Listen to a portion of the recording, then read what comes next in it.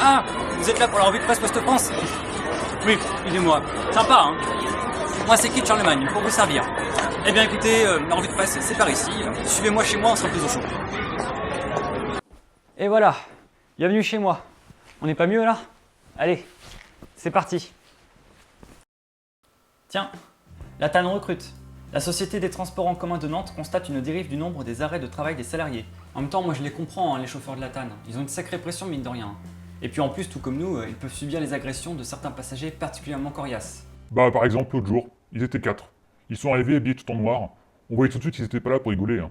Tous les passagers vidaient leurs poches ou leur portefeuille sur leur passage. Ils ont frappé à ma cabine, ils m'ont demandé mon titre de transport. Je leur ai répondu que j'étais le chauffeur, mais ils m'ont pas cru.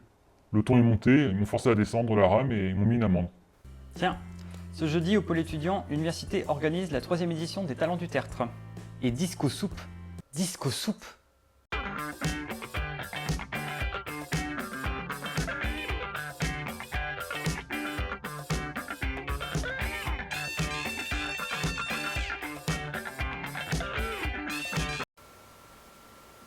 Ah, Louis Pommeret, riche notaire de 30 ans, vient de lancer la construction de son passage entre la rue de la Fosse et la rue Santeuil. Ben ça on a vu, avec ce boucan de tous les diables dans les rues et tous ces pauvres gens délogés. Tout ça pour un lieu qui n'existera même plus avant la fin du siècle. Voilà qui me donne de l'humeur. Je vais aller me détendre au quai de la Fesse. De la Fosse. Venu voir son frère à la prison de Carquefou avec des munitions dans les poches, il est condamné à 1000 € d'amende.